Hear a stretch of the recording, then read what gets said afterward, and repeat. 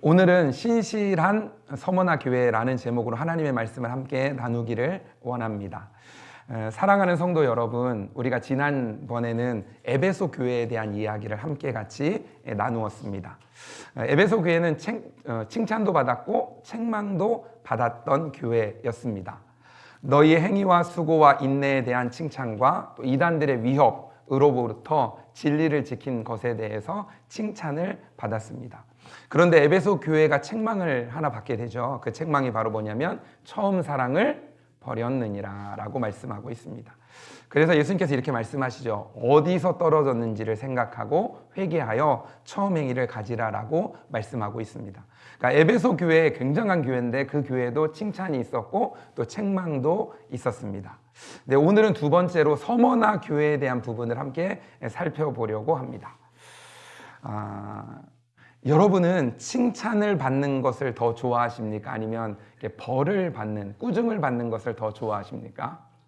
여러분은 칭찬받는 거 더 좋으세요? 아니면 꾸중받는 거 더 좋아하세요? 아마 여러분들 모두가 칭찬받는 것이 훨씬 더 좋을 겁니다. 누군가 나에게 칭찬해주고 누군가 나에게 잘해주었다라는 이야기를 들을 때 더 많은 부분에서 기쁜 마음이 들 겁니다. 어떻게 보면 칭찬을 받으면 그 가운데 기분도 좋고 더 열심히 무엇인가를 할 수 있는 원동력이 되어지기도 합니다.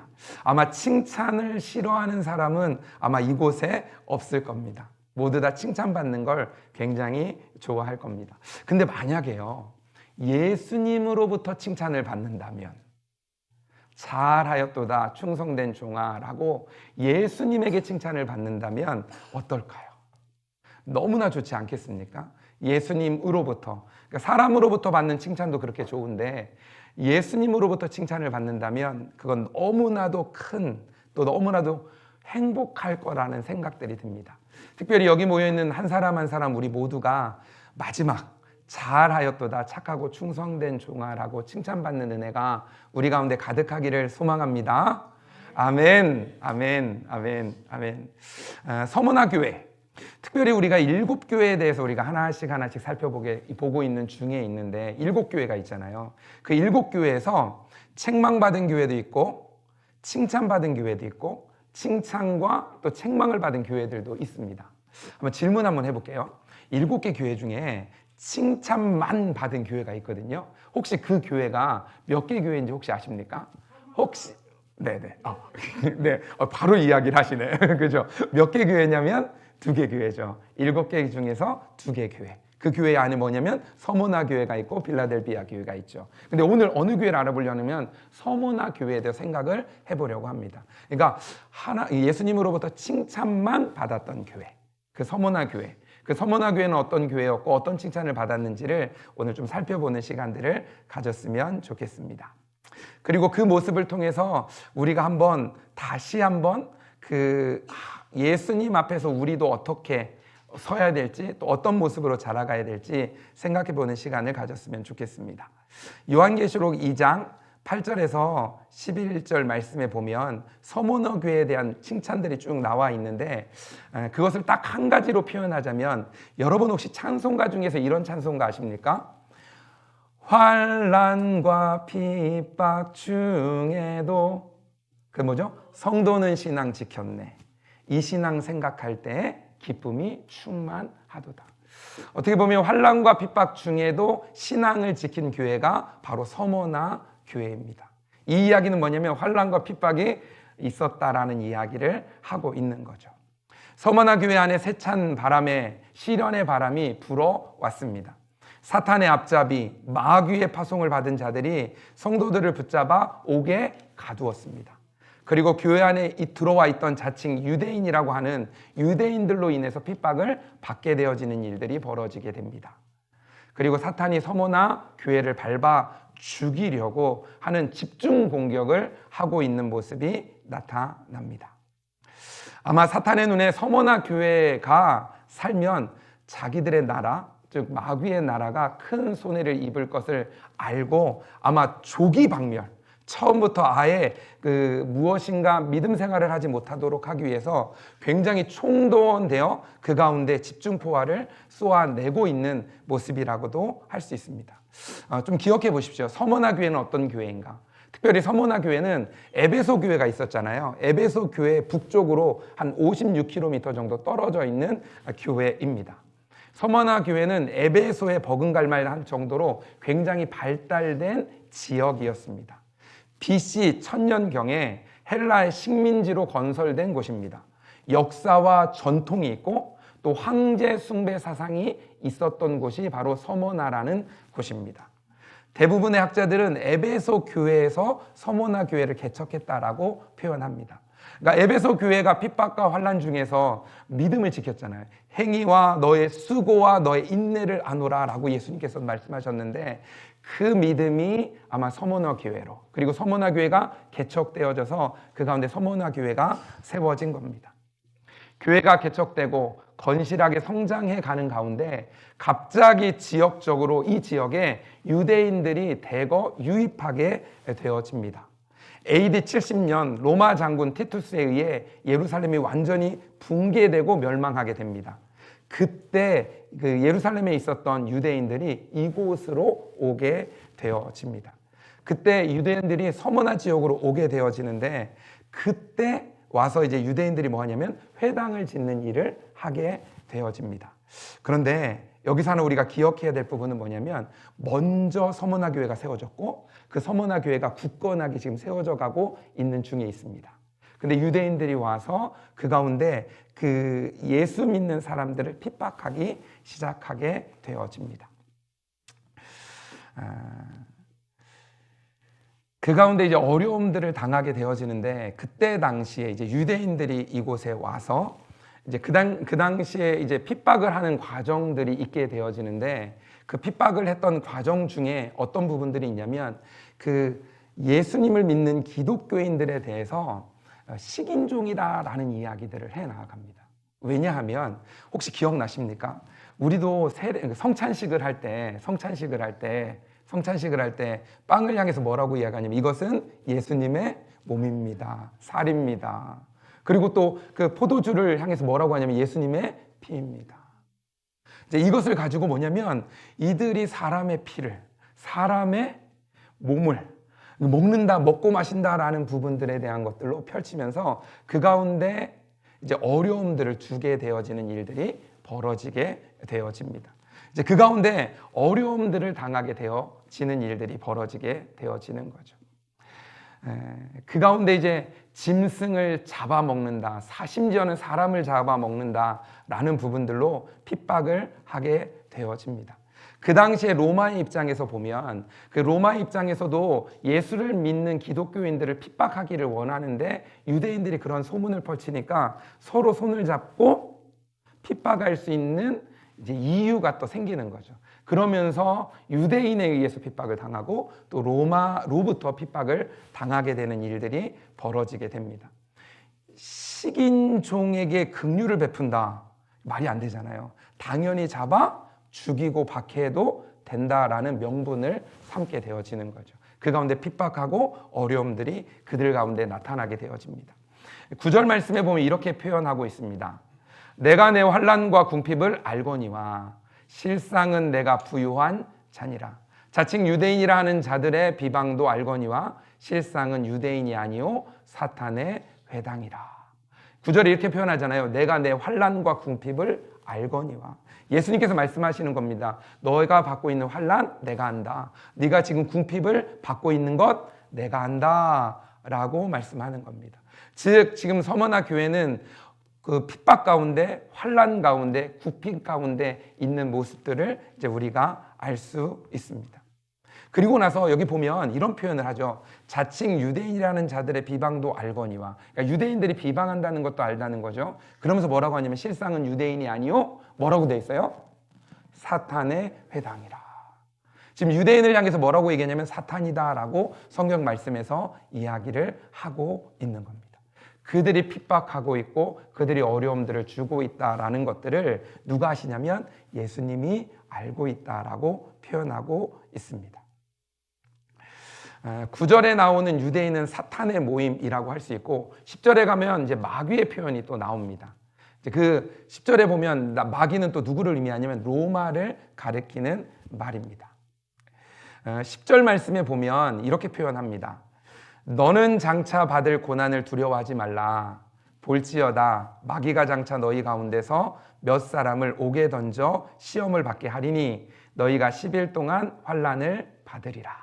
여기 보면 너는 장차 받을 고난을 두려워하지 말라라고 이야기를 하고 있습니다. 그러면서 마귀가 장차 너희 가운데서 몇 사람을 옥에 던져 시험에 받게 하고 그럼 너희가 10일 동안 환난을 받는다라는 표현이 되어 있잖아요. 여기서 말하는 마귀는 로마를 이야기하는 겁니다. 지금 여러분 하나 좀 기억해야 될 부분이 뭐냐면 아까 핍박을 받고 있잖아요. 근데 10절에서 뭐라고 해요? 너는 장차 받을 고난이라고 표현하고 있습니다. 그러니까 뭐냐면 핍박을 받고 있는데 앞으로는 또 뭐를 당하냐면 고난을 또 받게 될 것이다 라는 이야기를 하고 있습니다.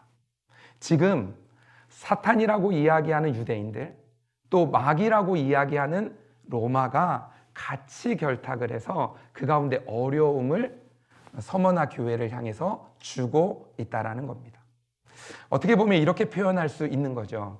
서머나 교회는 안으로는 동족의 핍박이 있는 겁니다. 그것도 어떻게 보면 현재 진행형으로 지금 현재 그들에게 주어져 있는 겁니다.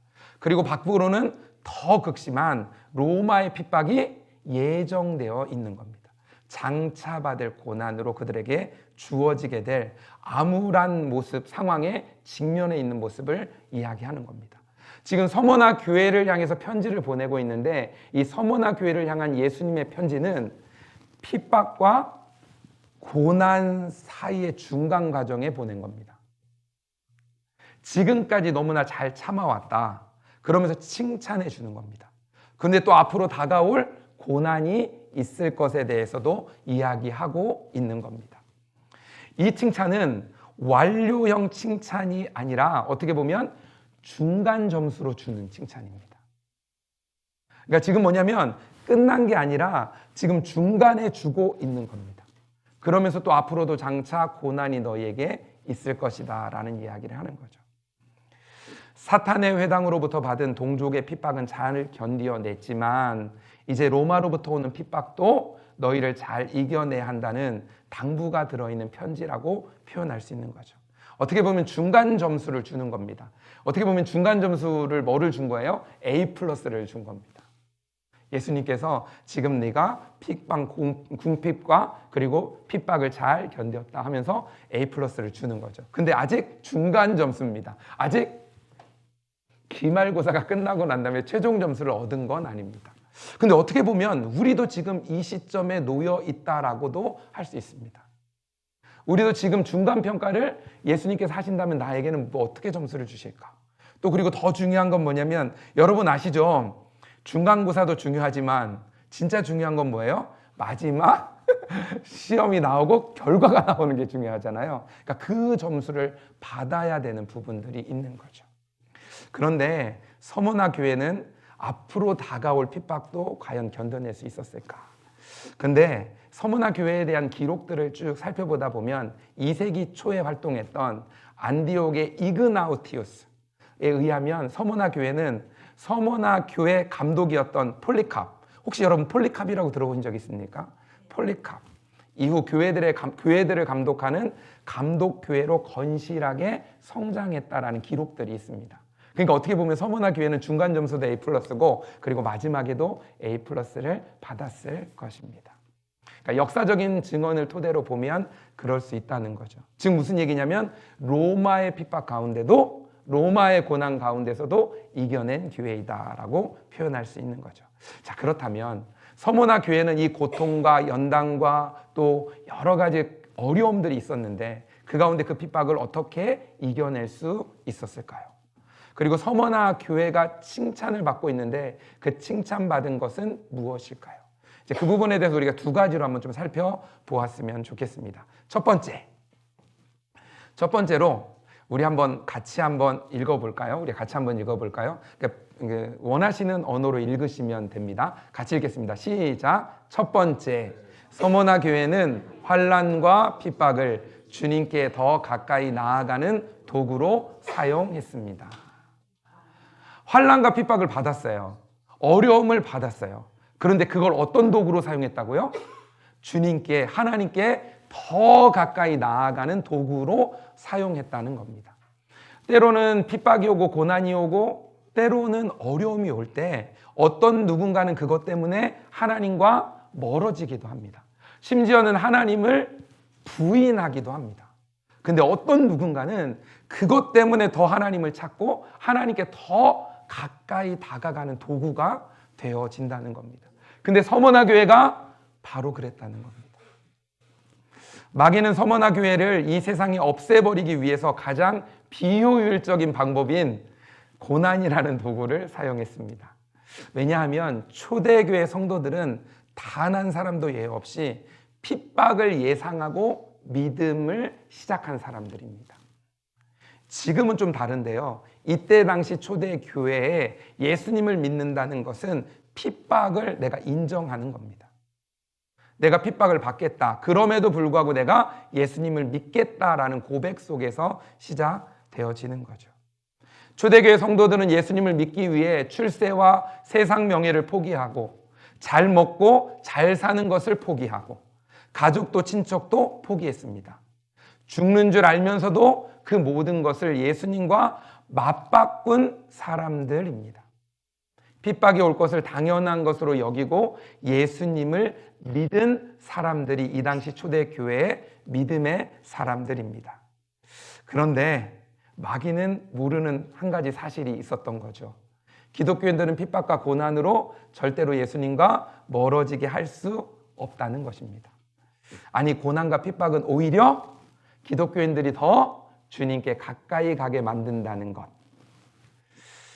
핍박과 고난이 믿음을 가지고 있는 사람에게는 더 주님을 찾는 쪽으로 가게 되어지는 거죠.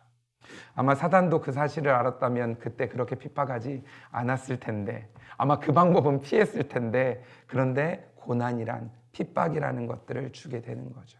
근데 그것을 어떻게 잡냐면 예수님께로, 하나님께로 더 가까이 가기 위한 도구로 믿음으로 받았다는 거죠.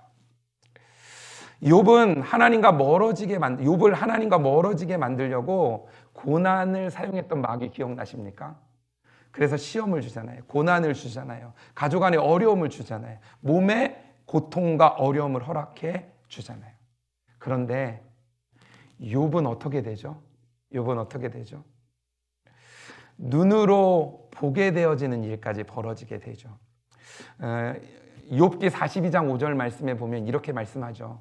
내가 주께 대하여 귀로 듣기만 하였사오나 이제는 어떻게 해요? 눈으로 주를 배웁나이다.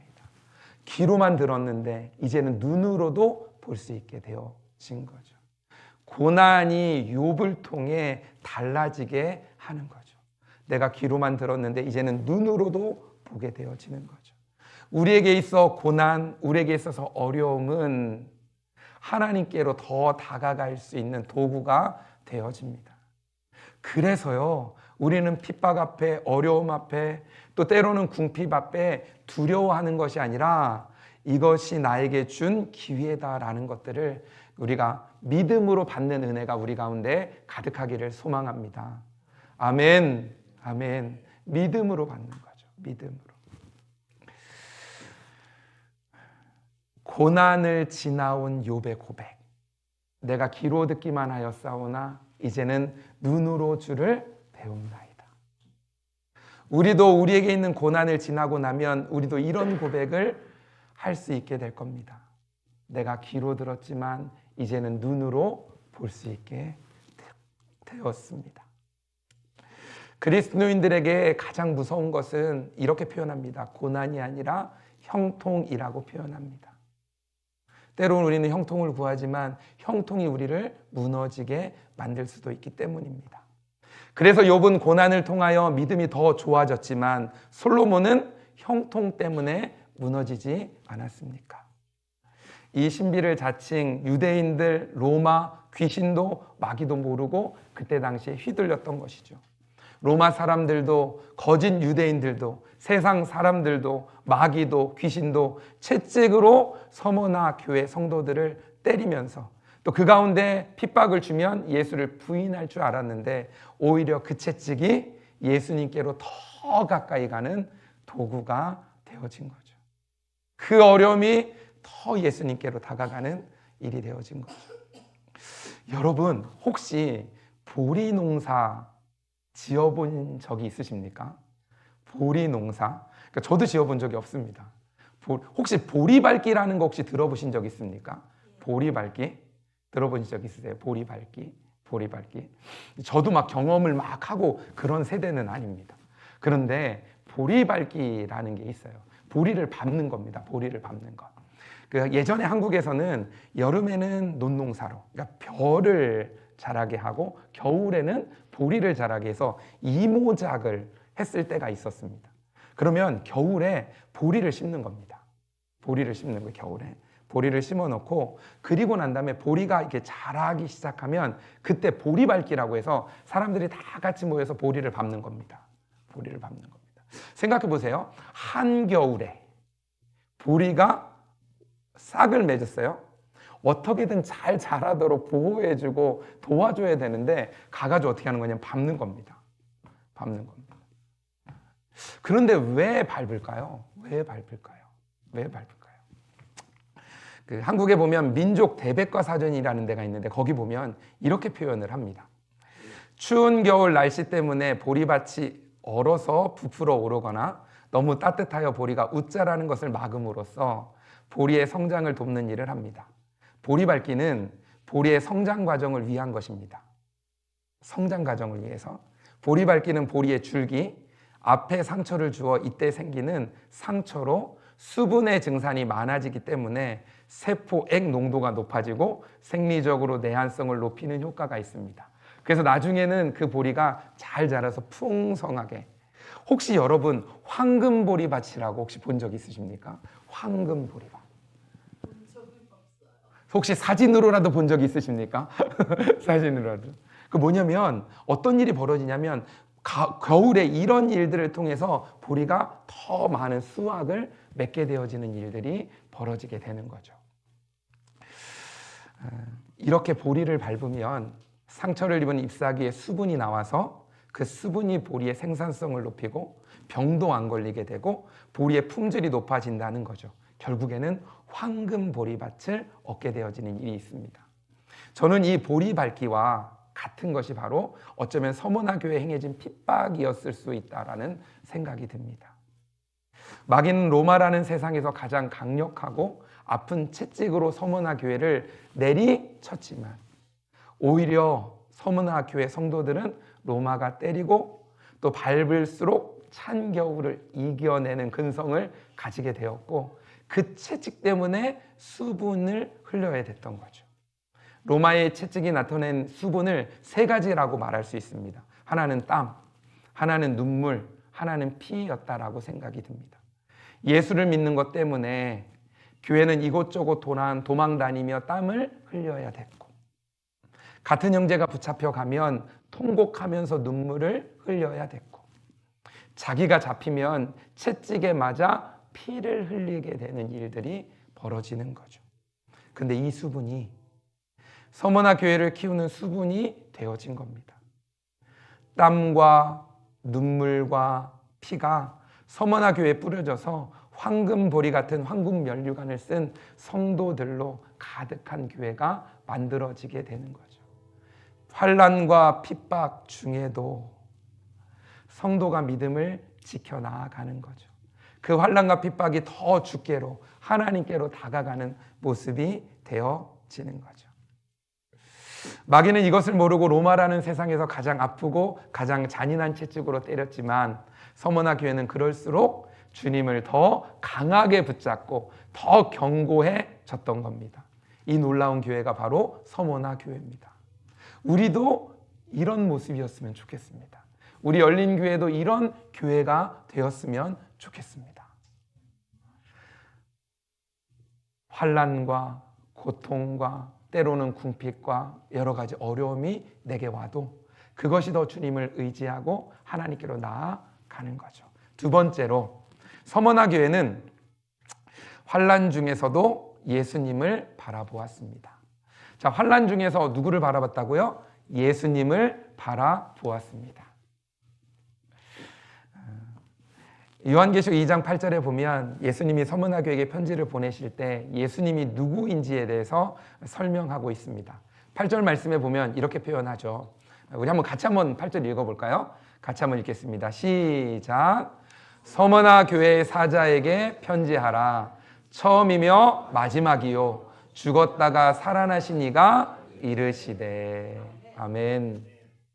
뭐 예수님이 뭐라고 이야기하냐면 내가 처음이며 마지막이다 라고 표현하고 있습니다. 그리고 내가 죽었다가 살아난 이, 즉 부활한 분이다 라는 이야기를 하고 있는 거죠. 왜 예수님께서 이렇게 본인을 이렇게 설명하고 있으실까요? 처음에 예수님께서 이야기하시는 거죠. 내가 처음이다, 나중이다. 예수님께서 너희를 처음부터 끝까지 지켜보고 있다 라는 것을 알려주는 겁니다. 너의 처음, 너의 마지막까지 내가 지켜보고 있다. 네가 환난 중에 있는 것, 네가 궁핍 중에 있는 것, 그럼에도 불구하고 믿음을 지키고 있는 너를 내가 알고 있다. 그리고 앞으로도 내가 너와 함께 할 거기 때문에 내가 너를 지켜줄 것이다 라고 말씀하시는 겁니다. 서머나 교회 성도들아, 너희가 죽을 만큼 환난을 당해도 죽었다가 다시 부활한 나를 바라보며 소망을 가지라고 소망의 예수님의 모습을 이야기하고 있는 겁니다. 죽을 것 같은 모진 시련이 너희를 뒤덮을 때 십자가에 죽었지만 다시 부활한 나를 생각하고 나를 바라보아라. 죽을 것 같은 환난이 와도 너희를 죽이지 못할 것이고 혹시 죽이는 것 같아 보일지라도 너희 교회는 반드시 부활할 것이다. 죽음을 두려워하지 말라. 핍박에 약해지지 마라. 죽도록 충성하라. 내가 생명의 면류관을 너희에게 주리라 라고 말씀하시는 거죠. 그 예수님께서 나는 죽었다 살아나니요 라고 말씀하고 있는 겁니다. 이 말은 곧 너희 앞에 앞으로 힘들 때가 있고 어려울 때가 있다. 장차 너희가 받을 고난이 있다. 그때 죽었다 살아난 나 예수를 바라보라 라고 말씀하는 겁니다.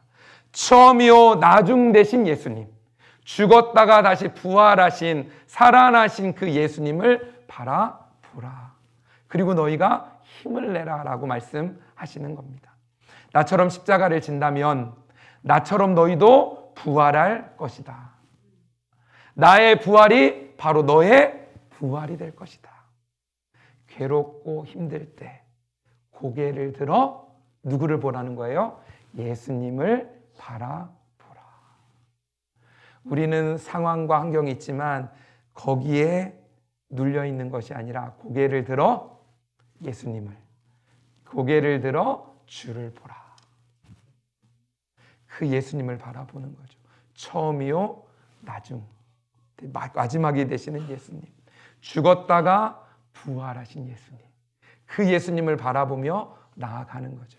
그 예수님이 지금 우리와도 동행하시는 줄 믿습니다.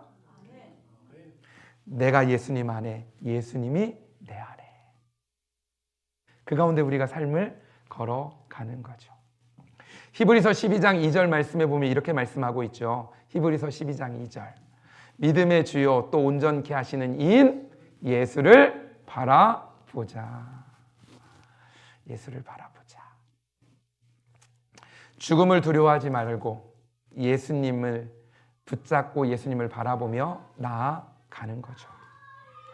우리가 죽음을 두려워하지 않을 수 있는 것은 예수님도 십자가에 죽으셨기 때문에, 그 죽으신 예수님이 부활하시고 하늘 보좌 우편에 앉아 계시기 때문입니다. 마찬가지로 우리도 예수님 안에 죽고 예수님 안에 다시 살아나게 되어지는 거죠. 그리스도를 위해 받는 핍박은 영광으로 가는 지름길이 되어집니다. 괴롭고 힘들 때 무엇을 바라보냐는 이토록 중요한 겁니다. 예수를 바라보는 거죠. 복음을 전하다가 돌을 맞았던 스데반 기억나십니까? 돌에 맞아 죽음을 맞이하게 됩니다. 어떻게 그 아픈 돌에 맞으면서도 그 날아오는 돌 가운데도 스테반이 천사의 얼굴 같았다라고 표현하잖아요. 어떻게 천사와 같은 얼굴이 되어질 수 있을까? 그 이유는 한 가지입니다. 그 순간에 날아오는 돌을 바라보는 것이 아니라 눈을 들어 보좌에 계신 예수님을 바라보았기 때문입니다. 돌을 보았다면 돌 때문에 두렵고 무서웠을 겁니다. 하지만 돌 너머에 계신 보좌에 계신 예수님께 시선을 맞추니까 돌이 보이지 않는 거죠. 고난 중에 무엇을 바라보느냐. 우리에게도 고난이 있잖아요. 그럼에도 불구하고 고난이 아니라 예수를 바라보는 거죠. 십자가를 지고 가는 사람들이 십자가의 고난만을 바라보면 끝까지 십자가를 지고 갈 수 없습니다. 십자가만 바라보면 십자가가 너무 무겁고 힘겹고 또 그것들이 버겁게 느껴지기도 합니다. 하지만 십자가 뒤에 따라올 영광을 바라보는 사람은 십자가를 지고 갈 수 있게 되어지는 거죠. 나중에 십자가를 면류관으로 바꾸리라 말씀하신 것들을 기억하면서 우리가 생명의 면류관, 영광의 삶을 바라보며 나아가는, 그래서 우리 안에 있는 고난 십자가가 있지만 그 영광의 면류관을 바라보며 나아가는 거죠. 그러면 우리의 고난도 우리에게 쥐어진 십자가도 이겨 나아갈 수 있게 되어지는 거죠. 십자가만 바라볼 것인가, 영광의 면류관도 바라볼 것인가. 그러기에 십자가의 크기와 면류관의 크기가 비례한다라는 비밀을 여러분들은 꼭 기억하셨으면 좋겠습니다. 우리의 믿음의 조상들은 십자가를 지고 예수님을 따라 사는 삶을 너무나 당연하게 여기며 살아갔습니다.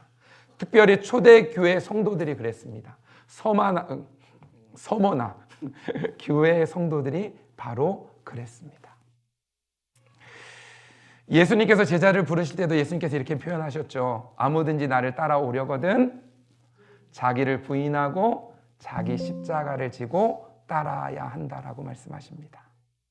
사형틀인 십자가를 지고 산다는 것은 언제든지 그 십자가에 달려 죽을 각오로 따라간다는 의미이기도 합니다.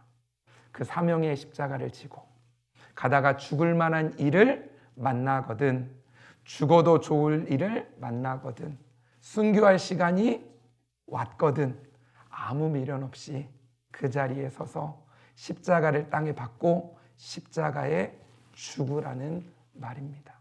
어떤 상황 속에서도. 그러면 우리를 다시 살아나게 하시고 다시 일으켜 주실 겁니다. 연약한 초대교회를 막강한 로마도 감당하지 못했던 결정적인 이유가 바로 이것이었습니다. 기독교인은 자기가 달려 죽을 사형틀을 짊어지고 목숨을 내어놓고 예수님을 따르는 사람이었기 때문입니다. 그런데 왜 믿음의 조상들은 이렇게 무겁고 힘들고 고통스러운 십자가를 영광스럽게 지고 가셨을까요? 한 가지 이유입니다. 그 십자가는 잠시입니다. 그 이후에는 생명의 면류관으로 바꾸어 주실 것을 알았기 때문입니다. 고난 이후에 영광의 면류관이 우리를 기다리고 있습니다. 저는 지금까지 살아오면서 하버드 대학교가 멀다고 불평하는 사람을 본 적이 없습니다. 한국으로 표현하자면 서울대가 멀다고 불평하는 사람을 본 적은 없습니다. 다이아몬드가 무겁다고 불평하는 사람을 본 적도 없습니다. 하버드 대학교는 아무리 멀어도 그곳에 갑니다. 다이아몬드 반지는 아무리 무거워도 낄 수 있습니다. 왜냐하면 그 가치가 얼마나 큰지 알기 때문인 거죠. 어려워도 멀어도 여러분에게 다이아몬드 반지가 있으십니까? 여러분의 혹시 있다면 그 다이아몬드 반지가 가벼웠으면 좋겠습니까? 무거우면 좋겠습니까? 가벼울수록 좋은 건가요? 무거울수록 가치가 더 크잖아요. 그러니까 그 가치를 알면 무거워도 괜찮은 거죠. 그 가치가 크다는 걸 알면 힘들어도 괜찮은 거죠. 생명의 면류관이 얼마나 큰지를 알면 때로는 고난을 당하고 십자가를 져야 되지만 그것도 it doesn't matter. 괜찮은 거죠. 괜찮은 거죠. 괜찮은 거죠. 걸어갈 수 있는 거죠. 우리는 더 큰 것을 바라볼 수 있는 믿음이 있었으면 좋겠습니다. 서머나 교회가 바로 그런 믿음이 있었던 겁니다. 그러니까 고난 중에도 고통 중에도 핍박 중에도 예수님을 바라보며 나아가는 거죠. 성도에게 십자가가 아무리 무거워도 지고 갈 수 있는 것은 그 십자가가 나중에 생명의 면류관과 맞바꾸어질 것이기 때문입니다. 십자가가 크면 면류관도 크기 때문에 십자가가 무겁고 크다고 불평하지 않을 수 있게 되어지는 거죠. 면류관이 그만큼 크다는 뜻이기 때문입니다. 오늘 서머나 교회에게 주시는 예수님의 응원이 무엇인지 아십니까? 우리 요한계시록 2장 10절 말씀에 보면 이렇게 표현하죠. 내가 죽도록 충성하라. 그리하면 어떻게 해요? 내가 생명의 면류관을 내게 주리라. 아멘. 죽도록 충성할 수 있는 이유가 뭐냐면 생명의 면류관이 준비되어 있기 때문입니다. 혹시 여러분 중에 사명을 감당하다가 너무 힘들어서 내려놓으려고 하는 분들이 혹시나 계십니까? 예수만 안 믿었더라면 굳이 당하지 않아도 될 고난과 환난과 시련을 당한 분이 계십니까? 눈을 들어 예수님을 보십시오. 그분이 걸어가신 그 길을 걸어가십시오. 그 길은 영광의 길로 연결되어져 있습니다. 십자가는 부활로 가는 지름길입니다. 여러분이 힘들게 지고 가는 그 십자가가 때로는 너무나 힘들고 어려워서 그 십자가를 내팽개고 싶을지 모르지만 언젠간 여러분은 알게 될 겁니다. 그 십자가가 여러분을 살려줄 것입니다. 생명의 면류관으로 가는 그 길로 우리를 인도해 줄 것입니다. 사랑하는 성도 여러분, 오늘 주님이 말씀하십니다. 십자가를 지고 죽도록 충성하라. 내가 생명의 면류관을 내게 주리라. 그 십자가는 영원히 죽지 않는 둘째 사망을 당하지 않는 생명의 면류관과 맞바꾸어질 것입니다. 기억하십시오. 두 가지, 오늘 서머나 교회를 통해서 두 가지 봤잖아요. 서머나 교회는 환난과 핍박을 주님께 더 나아가는 도구로 사용했다는 겁니다. 그리고 두 번째로 서머나 교회는 환난 중에도 누구를 봐요? 예수님을 바라보았습니다. 이 서머나 교회의 모습을 기억하면서 우리 열린 교회 믿음의 성도님들이 우리에게 주신 십자가를 기쁨으로 받아들이고 또 그리고 서머나 교회 성도들처럼 죽기까지 주님을 위하여 따라 삶을 살아가다가 생명의 면류관을 다 받아 쓸 수 있기를 주님의 이름으로 축복합니다. 아멘, 아멘, 아멘.